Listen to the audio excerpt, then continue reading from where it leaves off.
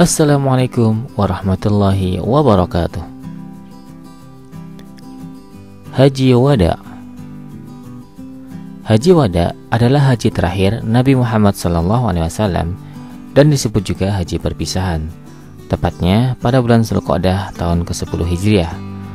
Peristiwa itu tidak hanya menjadi pertanda disyariatkannya ibadah haji bagi umat muslim, tetapi juga pertanda bahwa usia Rasulullah SAW tidak lama lagi. Kata wada sendiri secara bahasa memiliki arti perpisahan, karena tidak lama setelah itu Rasulullah SAW tutup usia. Selain haji wada, dinamai juga haji baligh, karena Nabi menyampaikan syariat haji dengan perkataan dan perbuatan atau praktek manasik. Kata baligh sendiri berarti penyampaian. Rasulullah mengumumkan akan melaksanakan ibadah haji. Seluruh umat muslim berdatangan ke Madinah agar bisa menunaikan haji bersama. Mereka mengikuti setiap tuntunan yang diajarkan Rasulullah. Beliau berangkat dari Madinah setelah menjalankan sholat zuhur. Keberangkatan beliau diikuti oleh 100.000 hingga 114.000 jamaah. Dengan penuh kegembiraan serta keikhlasan hati, mereka berangkat menuju tanah suci. Ketika sampai di Zulhulaifah, tepatnya sebelum asar, Nabi dan juga seluruh kaum muslimin berhenti dan bermalam selama 1 hari. Kemudian pada esok harinya Nabi Muhammad SAW mengenakan pakaian ihram yang kemudian diikuti oleh kaum muslimin yang lain. Setelah 8 hari perjalanan, Nabi Muhammad SAW beserta dengan kaum muslimin lainnya tiba di tanah suci Mekah.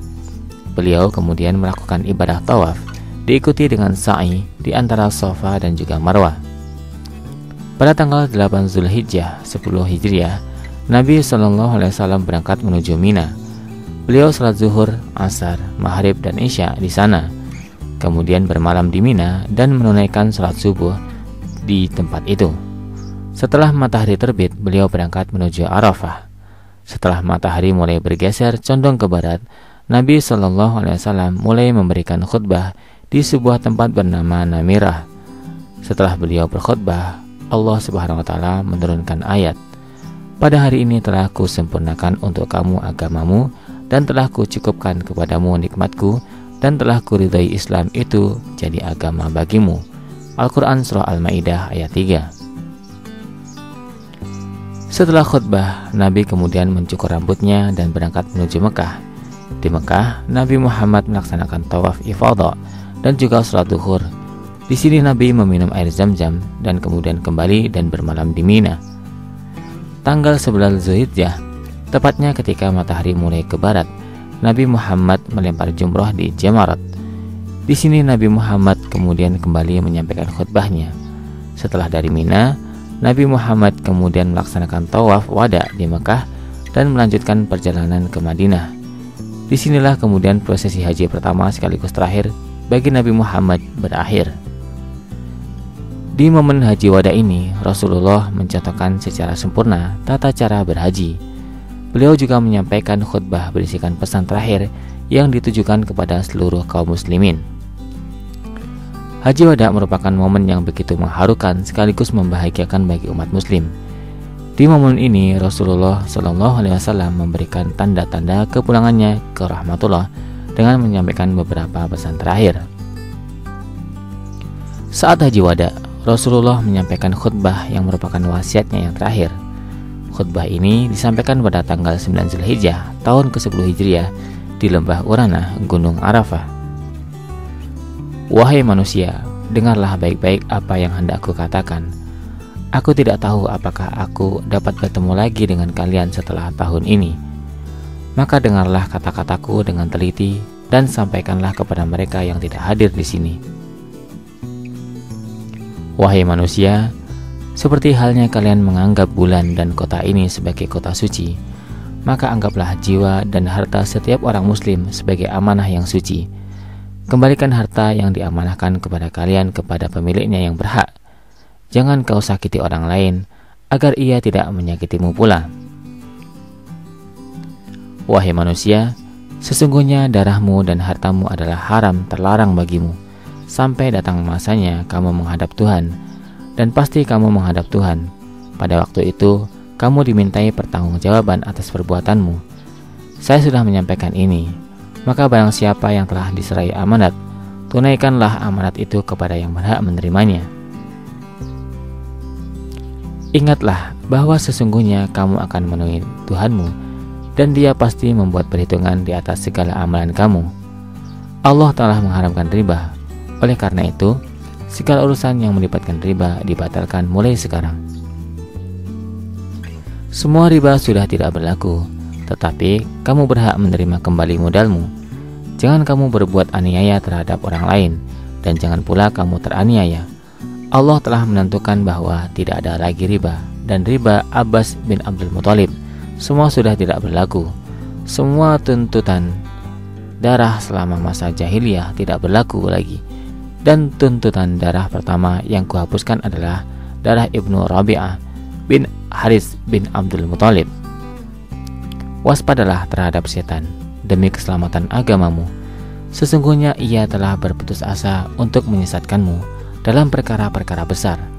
Maka berjaga-jagalah supaya jangan sampai kamu disesatkan dalam perkara-perkara kecil.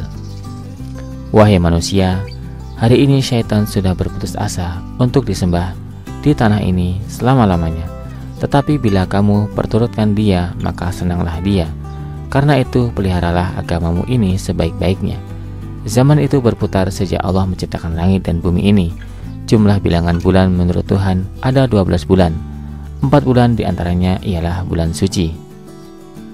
Wahai manusia, sebagaimana kamu mempunyai hak atas istrimu, mereka juga mempunyai hak atasmu. Sekiranya mereka menyempurnakan hak mereka atasmu, maka mereka juga mempunyai hak atas nafkahmu, secara lahir maupun batin. Layanilah mereka dengan baik, dan berlaku lemah lembutlah terhadap mereka, karena sesungguhnya mereka adalah teman dan sahabatmu yang setia, serta halal hubungan suami istri atas kalian, dan kamu berhak melarang mereka memasukkan orang yang tidak kamu sukai ke dalam rumahmu.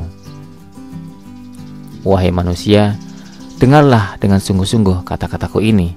Sembahlah Allah dan dirikanlah sholat 5 waktu dalam sehari. Berpuasalah engkau di bulan Ramadan.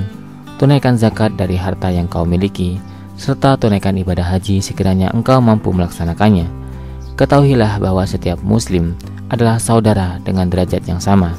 Tidak seorang pun yang lebih mulia dari yang lainnya, kecuali dalam takwa dan amal soleh.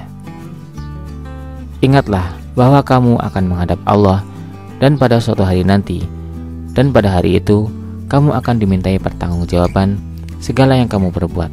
Karena itu waspadalah, jangan sampai kamu keluar dari landasan kebenaran selepas ketiadaanku. Wahai manusia, tidak akan ada lagi nabi dan rasul selepas ketiadaanku, dan tidak akan lahir agama baru. Oleh karena itu, wahai manusia, dengarlah dengan sungguh-sungguh dan pahamilah kata-kataku yang telah kusampaikan kepadamu. Sesungguhnya telah aku tinggalkan 2 hal kepadamu, yakni Al-Quran dan Sunnahku, yang sekiranya kamu berpegang teguh dan mengikuti keduanya, niscaya kamu tidak akan tersesat selama-lamanya. Hendaklah orang-orang yang mendengar ucapanku menyampaikan kepada orang lain, dan hendaknya orang lain itu menyampaikan kepada orang lain. Semoga yang terakhir lebih memahami kata-kataku ini dari mereka yang hanya sekedar mendengar dariku tanpa memahaminya. Saksikanlah ya Allah bahwa telah aku sampaikan risalah ini kepada hamba-hambamu. Inilah momen terbesar berkumpulnya Rasulullah SAW dengan umatnya untuk terakhir kalinya. Beliau mengulang-ulang ucapan, bukankah aku telah menyampaikan? Persaksian dari umatnya sendiri bahwa beliau telah menyampaikan risalah yang telah Allah amanahkan kepada beliau, sekaligus sebagai pertanda sudah dekatnya ajal beliau. Kurang lebih 3 bulan kemudian, beliau SAW pergi untuk selama-lamanya, meninggalkan dunia fana ini menuju Rabbnya. Beliau berpisah dengan sahabat-sahabatnya. Rasulullah SAW telah menunaikan amanah, menasihati umat, dan telah berjihad di jalan Allah dengan sebenar-benarnya. Semoga salawat dan salam senantiasa tercurah kepada beliau sallallahu alaihi wasallam. Wallahu a'lam bishawab.